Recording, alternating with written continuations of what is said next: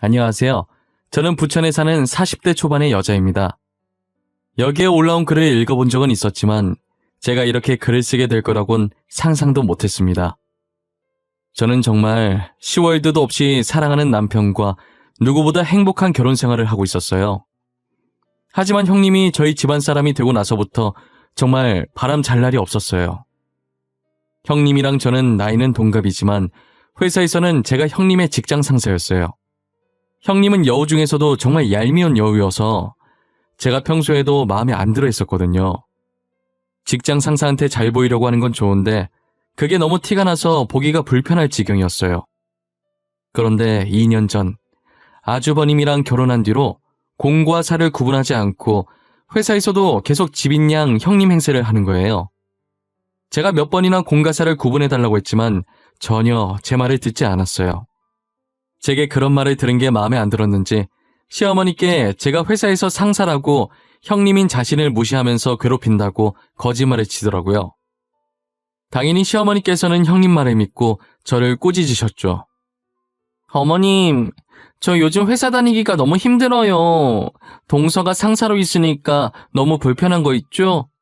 직급 좀 높다고 저를 얼마나 무시하고 괴롭히는지 몰라요. 뭐? 둘째가 무시를 해? 얘 둘째야. 아무리 네가 직장 상사래도 그렇지 손윗 사람인데 형님을 그렇게 무시하면 되겠어? 가족이면 같이 도와주면서 해야지. 아니에요. 무슨 소리예요. 저 형님 무시한 적 한 번도 없어요. 형님이 이 집에 들어오기 전에도 무시했던 적 없었어요. 어머님, 저는 괜찮아요. 동서한테 너무 뭐라 그러지 마세요. 일하다 보면 그럴 수도 있죠. 제가 형님이니까 넓은 마음으로 넘어가야죠. 둘째 그렇게 안 봤는데 나 좀 실망했어.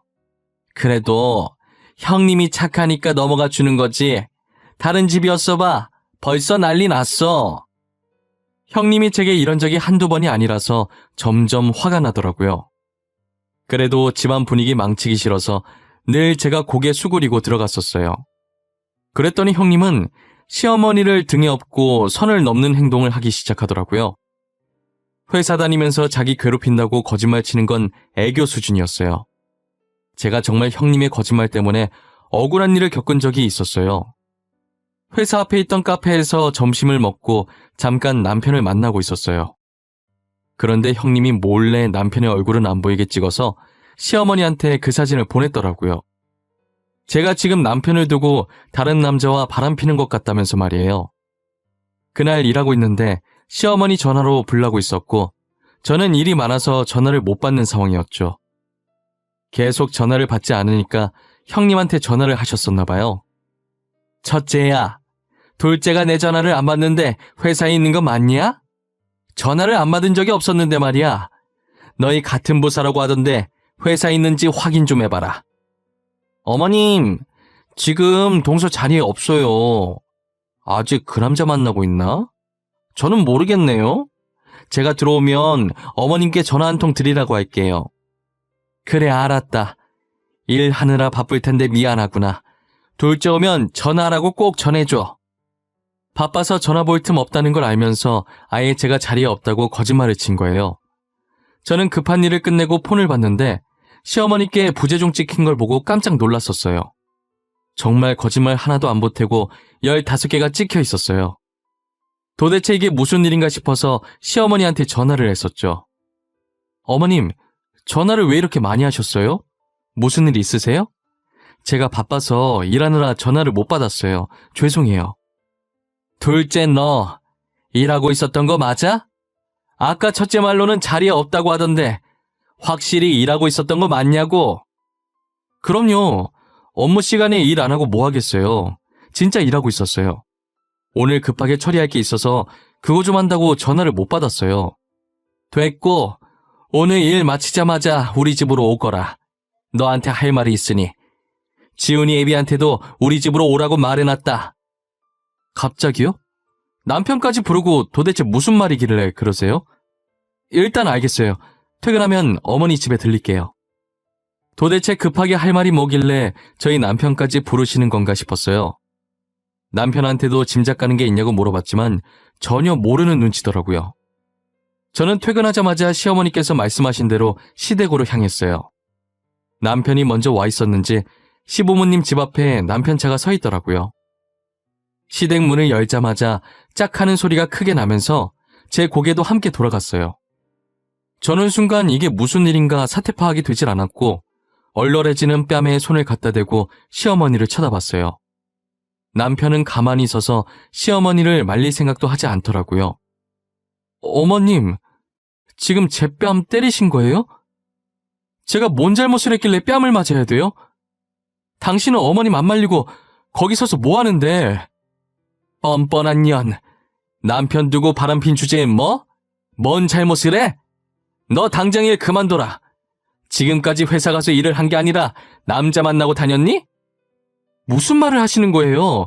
제가 바람을 피다니요. 저 다른 남자 만난 적 없어요. 제 아들 걸고 맹세할 수 있어요. 어떻게 끝까지 뻔뻔하게. 야, 내가 지금 증거도 없이 이러는 것 같아? 네가 직접 봐라. 네가 다른 남자 만나고 있는 사진 여기 있다. 시어머니께서 내민 사진을 보는데 낮에 남편을 만났던 사진인 거예요. 그래서 제가 시어머니께 사실대로 설명을 드렸어요. 사진 속에 있는 남자, 저희 신랑이에요. 어머님 둘째 아들이라고요. 저 오늘 밖에서 만난 사람 남편밖에 없어요. 뭐? 잠깐만, 나도 좀 보자. 진짜 난데? 엄마, 이거 나야. 나 맞아. 이거 봐봐. 지금 내가 입고 있는 옷이랑 색깔 똑같잖아. 멍청한 놈. 아직 정신도 못 차리고 아내 편이나 들고 있네. 내가 네 배 아파 낳은 아들도 못 알아볼까봐. 어머님, 저 진짜 아니에요. 저 오늘 점심시간 말곤 회사 밖에 나간 적도 없고요. 회사 밖에 나간다고 한들 만날 사람 남편밖에 없어요. 시어머니께서는 아무리 해명을 해도 들으려고 하지를 않으시더라고요. 남편도 제가 바람핀다는 시어머니 말에 진짜인 줄 알고 처음엔 보고만 있었는데 사진을 보고 자신이라는 걸 알고 적극적으로 해명을 했어요. 하지만 오히려 제 편 든다고 욕을 있는 대로 하셨어요. 결국 남편은 저를 데리고 시댁에서 나왔고 집에 가는 길에 계속 미안하다고 하더라고요. 저는 직감적으로 형님이 일부러 골탕 먹이려고 한 짓이라는 느낌이 왔어요. 그래서 어떻게 되돌려줘야 할지 고민을 하고 있는 와중에 회사에 사건이 터지더라고요. 중요한 프로젝트가 있어서 회의 자료를 따로 넣어놓은 외장하드가 있었어요. 분명 이틀 전까진 있었는데 회의 바로 전날에 미리 준비해 놓으려고 찾으니까 서랍 안에 있어야 할 외장하드가 정말 흔적도 없이 사라진 거예요. 사라진 외장하드 때문에 저희 부서는 그거 찾는다고 난리가 났어요. 형님은 이따다 싶어서 또 저한테 난리치더라고요. 어머, 김 과장님, 외장하드 잃어버리신 거예요? 중요한 건데 간수를 못하시면 어떡해요. 그거 하나도 제대로 못 챙기는데 부하 직원들이 과장님 보고 뭘 배우겠어요? 그쵸, 부장님?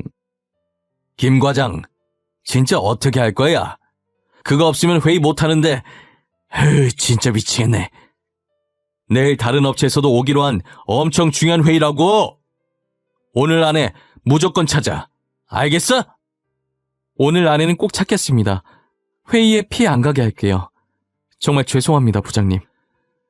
정말 회사 곳곳을 돌아다니면서 하루 종일 찾았는데 외장 하드가 안 보이더라고요.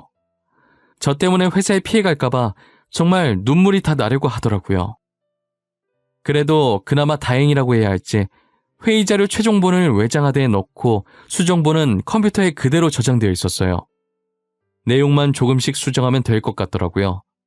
저는 밤을 새서 최종본과 똑같이 만들어서 회사로 가져갔어요. 출근을 하니까 어디서 찾은 건지 형님이 찾았다면서 부장님한테 외장하드를 넘기더라고요. 부장님은 외장하드를 찾은 형님을 칭찬하고 잃어버린 저를 꾸짖으셨어요. 신대리가 찾았으니 망정이지. 진짜 신대리 없었으면 어쩔 뻔했어. 김 과장은 신대리한테 고맙다고 해. 안 그랬으면 사직서 준비해야 됐어. 에이, 아니에요. 중요한 회의인데 아무 문제 없이 할 수 있어서 다행이에요. 다 잘 되려고 액땜 하나 봐요. 그래도 이렇게 찾았으니 됐죠. 다 신대리 덕분이야. 이번에 회의 잘 끝나면 회식 한번 하자고. 김 과장은 심할서 작성해서 나한테 가지고 오고. 회사 다니면서 단 한 번도 실수한 적이 없었는데 처음으로 상사한테 혼나는 날이었어요. 저는 하루 종일 정신이 나간 상태로 멍하니 모니터만 보고 있었어요. 이대로는 안 될 것 같아서 커피라도 먹고 정신 차리자 싶어서 탕비실로 향했죠. 탕비실에 문이 열려 있었는데 거기서 형님 목소리가 들리더라고요. 들어갔더니 형님은 벽 쪽을 보면서 통화하고 있어서 제가 들어온 줄 모르고 있었어요. 그런데 통화 내용이 심상치 않은 것 같아서 뒤에서 몰래 녹화를 하고 있었어요. 너가 그 표정을 직접 봤어야 했는데 어떻게 그렇게 멍청할 수가 있지? 나한테 맨날 당해도 몰라. 아, 너무 웃겨. 우리 동서 진짜 호구야. 야, 그래도 그건 좀 심했다. 중요한 회의 자료 들어있었다며. 회사 전체에 문제 생길 수도 있는 거잖아. 그러다 너네 동서 잘리겠어. 잘리든 말든 내 할 바는 아니잖아. 나랑 무슨 상관이야. 나만 안 잘리면 되는 거지. 부장도 진짜 웃겨. 그 외장하드 내가 숨긴 것도 모르고 내 칭찬하는 거 있지? 알고 보니 제 서랍 안에 있던 외장하드를 훔쳐서 몰래 숨겨놓은 게 형님이었더라고요. 그래놓고 아무것도 모르는 척 딱 잡아떼고 자기가 찾은 척 자작극을 벌인 거였어요.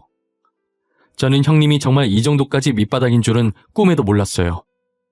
시어머니한테 붙어서 괴롭힌다는 둥 바람핀다는 둥 거짓말로 이간질할 때도 다 참았는데 이건 진짜 도저히 참을 수가 없더라고요. 저는 형님이 나오기 전에 먼저 탕비실에서 나와 녹화본을 부장님께 보여줬어요. 직원들도 다 들을 수 있게 소리를 최대한 크게 틀어놨죠. 녹화본을 본 부장님과 직원들은 얼굴이 점점 일그러지더라고요. 형님은 아무것도 모르고 친구와 통화가 끝났는지 탕비실에서 나오더라고요. 그리고 저희 부서 분위기가 싸하다는 걸 느꼈는지 눈치를 보기 시작했어요. 저희 회사 대표님은 직장 내 따돌림을 정말 싫어하시는 분이세요. 동료를 괴롭히는 직원은 즉시 해고를 하고 같은 업계에 일을 못하게 만드시죠. 부장님은 형님한테 두 가지 중 한 가지를 선택하라고 하시더라고요. 신대리, 어떻게 직장 상사를 가지고 놀 수가 있어요? 여기가 무슨 학교입니까? 한두 살 먹은 어린애도 아니고 유치하게 무슨 짓입니까? 부장님, 도대체 무슨 소리를 하시는 거예요? 제가 뭘 잘못했다고 그러세요? 저 아무것도 한 게 없는데요. 제가 누굴 가지고 놀아요? 외장하드 왜 숨겼어요? 아, 변명 필요 없어요. 안 듣고 싶네요. 자진해서 사직서 제출하고 나가던지 녹화본 대표님께 넘길 테니 쪽팔림 당하면서 나가던지 선택하세요. 부장님, 죄송해요. 다신 안 그럴게요. 제가 잘못했어요. 제발 한 번만 봐주세요. 네? 결국 형님은 사직서를 제출하고 제 발로 회사를 나갔어요. 그리고 저는 그 영상을 시댁에 가서도 보여드렸죠. 어머님, 그동안 회사에서 괴롭힘 당한 건 형님이 아니라 저예요. 공사 구분 못하고 형님이라는 권력을 회사까지 끌고 와서 괴롭혔다고요. 뭐? 그럼 그때 너가 다른 남자 만나는 것도 사실이 아니었단 말이야? 그 사진 보내준 것도 첫째인데. 네, 저 다른 남자 만난 적 단 한 번도 없어요. 제 아들 걸고 맹세할 수 있다고 했잖아요. 그리고 그때 남편도 사진 속에 있는 남자가 자기라고 말했었고요. 너무 미안하구나. 첫째가 진짜 확실한 거라길래 첫째 말만 믿고.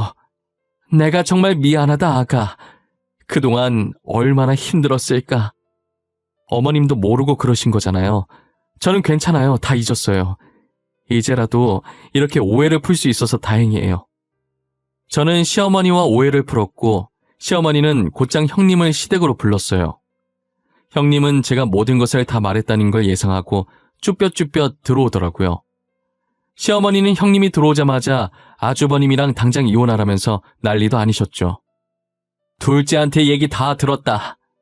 그동안 네가 우리를 가지고 놀아? 우리 아들이랑 당장 이혼해라. 너 같은 며느리 필요 없다. 어머님, 죄송해요. 제가 잘못했어요. 다시는 안 그럴게요. 그러니까 이혼하라고만 하지 말아주세요. 시끄럽다. 당장 이혼 도장 찍고 갈라서거라. 너가 시집 오기 전까진 둘째랑 나랑 사이 좋았어. 너만 아니었으면 둘째한테 뺨 때릴 일도 없었다고. 그러니까 더 이상 물 흐리지 말고 이혼해. 알겠어? 형님, 저한테는 뭐 하실 말씀 없으세요? 명예훼손으로 고소하기 전에 마지막 말이라도 들어보려고요. 명예훼손? 안 돼, 동서. 고소만은 안 돼. 내가 진짜 미안해. 잘못했어. 나도 내가 왜 그랬는지 모르겠어. 잠시 미쳤었나 봐. 제가 2년 동안 형님 때문에 얼마나 힘들었는 줄 아세요? 안 맞아도 될 뺨도 맞아보고 안 혼나도 될 일이었는데 직원들 다 보는 앞에서 창피도 당해보고. 동서, 내가 정말 미안해. 평소에 실수 한 번 하지 않는 동서한테 열등감 가지고 있었나 봐. 내가 진짜 잘못했어. 용서해줘. 이렇게 빌게. 용서해주기엔 형님이 제 자존심에 스크래치를 많이 내셔서요. 저희 정말 앞으로 볼 일이 없었으면 좋겠어요. 결국 형님은 회사에서도 쫓겨나고 시댁에서도 쫓겨났어요. 저는 녹화본과 시어머니 문자 캡처본을 들고 형님을 허위사실 유포, 명예훼손죄로 고소했어요. 그리고 형님은 저희 가족 앞에서 사라지셨어요. 그렇게 영영 안 마주칠 줄 알았는데 예상치 못한 곳에서 마주치더라고요. 제가 이번 프로젝트를 성공적으로 끝내고 다른 회사에 스카우트 제의가 들어와서 기존에 다니던 회사보다 훨씬 좋은 조건으로 이직을 하게 되었어요. 그런데 저와 같이 일하던 직원이 출산 휴가를 써서 그 기간 동안만 잠깐 일할 계약직을 뽑아야 했어요. 원래 제가 면접장에 들어가지 않는데 부장님께서 이번에 같이 보자고 하셔서 들어가게 됐어요. 서류 전형에 합격한 지원자들이 면접장에 들어오기 시작하더라고요. 그런데 낯익은 사람이 한 명 보이더라고요. 이력서에 적힌 이름과 나이를 봤더니 형님인 거예요. 형님도 면접관 자리에 제가 앉아있으니 꽤나 놀란 눈치더라고요. 부장님만 지원자들한테 질문하고 저는 질문을 하지 않았어요. 김 과장은 할 말 없나? 지원자들한테 궁금한 거 없어? 어차피 김 과장이랑 일하게 될 거니까 질문할 거 있으면 해도 돼. 그럼 신지효 씨? 전에 다니시던 직장에서 문제를 일으켜서 사표 쓰지 않으셨어요? 여기서는 일 열심히 할 수 있으시겠어요? 꽤나 중요한 업무를 하는 부서라 장난질은 하면 안 되거든요. 그게 무슨 말이야? 신지효 씨 이전 직장이 어딘데? 여기 김 과장 있던 회사 아니야? 심지어 같은 부서에 있었네? 저희 부서는 보안이 정말 중요해요. 일부러 자료를 숨기는 장난은 치면 안 된단 말이죠. 직원들이 당황하잖아요. 그래서 지금은 손버릇 고치셨는지 궁금하네요. 제 말에 형님 눈에 눈물이 차기 시작하더니 그대로 면접장에 나가시더라고요.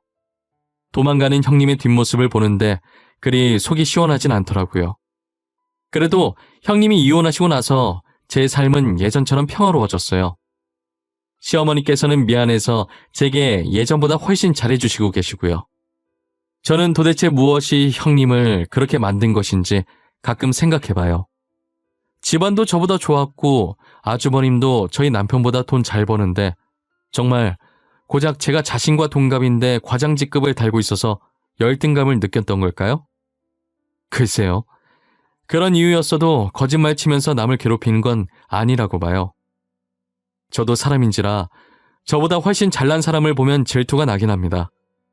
질투하는 건 나쁜 게 아니지만 질투로 인해 남에게 상처 주는 것은 안 된다고 생각해요. 그래서 저는 다른 사람을 질투할 시간도 나지 않을 만큼 더 열심히 살아보려고요.